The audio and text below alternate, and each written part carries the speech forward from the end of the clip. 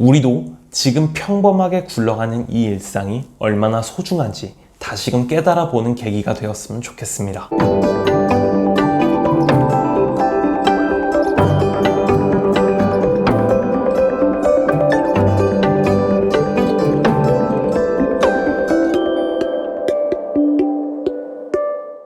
여러분 안녕하세요. 인문학 청년입니다. 오늘은 세계여행 공부 강의 그 두 번째 베트남에 대해서 조금 더 깊이 알아보도록 하겠습니다. 이전 1탄 영상에서 말씀드렸듯이 여행이란 그 나라의 문화와 역사, 시민들의 삶을 들여다보는 일을 말합니다. 베트남에는 어떤 역사가 있을까요? 대표적으로 베트남 전쟁이 있습니다. 오늘은 이 베트남 전쟁에 대해서 말씀을 드려볼 텐데 우리가 알고 있는 흔히 월남전이라고 부르는 그 전쟁이 맞습니다. 우리나라와도 굉장히 깊게 연관되어 있는 전쟁이죠. 베트남 전쟁은 우리나라 6.25 전쟁과 굉장히 비슷한 양상을 띠고 있습니다. 남과 북의 내전임과 동시에 냉전 시대에 벌어지는 자본주의와 공산주의의 부딪힘. 베트남 전쟁은 남북 베트남만의 전쟁이 아니라 미국과 대한민국, 오스트레일리아 등의 개입으로 국제전 양상을 띠고 있습니다. 하지만 베트남 전쟁과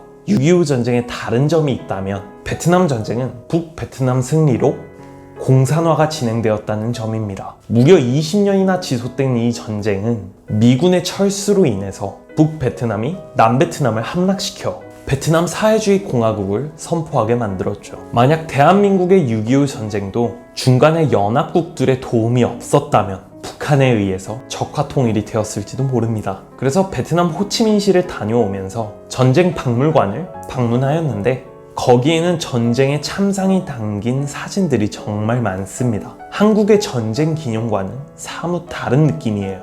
전쟁의 아픔, 전쟁의 참상이라는 느낌을 아무런 필터링 없이 적나라하게 고스란히 사진에 담아 보여주고 있습니다. 미군에서 전쟁 당시에 사용한 고엽제라는 생화학 무기로 인해 베트남 시민들은 장애를 앓고 기형아를 출산하게 되는 그런 아픔조차 다 사진으로 남아있어요. 사실 보면서 많이 거북하고 눈뜨고 보기 어려운 사진들도 많습니다. 그렇게나마 전쟁의 무서움을 간접적으로 느껴보니 우리의 일상이 얼마나 평화로운지 다시금 깨닫게 된다는 겁니다.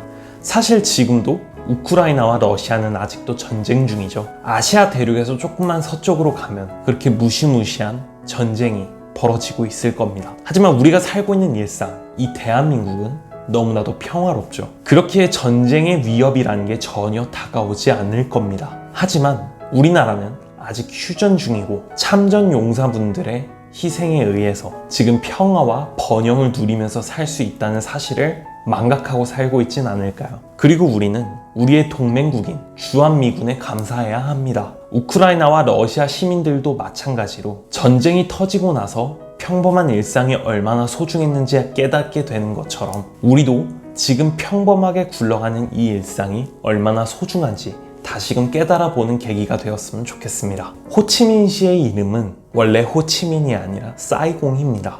호치민이라는 칭호는 사람의 이름이죠. 예전에 전쟁할 당시 가장 영향력 있는 공산주의 북베트남 인물이죠. 그 사람은 지금 호치민시에서는 역사의 위인으로 남겨져 있으며 어딜 가나 그 사람의 초상화 그리고 흉상이 곳곳에 세워져 있음을 알 수 있습니다. 대한민국으로 따지자면 수도 서울의 이름이 서울이 아니라 김일성으로 변경된 셈이겠죠. 그렇기에 전쟁의 참상이 우리의 현실과 너무 동떨어져 있다고 생각을 하지만 지금 살아가고 있는 우리의 삶이 얼마나 소중한지를 다시금 깨닫고 되돌아보는 그런 계기가 되었으면 좋겠습니다. 오늘 영상이 마음에 들었다면 구독과 좋아요 한 번씩 눌러주세요. 그럼 전 다음에도 좋은 영상으로 찾아뵙겠습니다. 끝까지 시청해주셔서 감사합니다.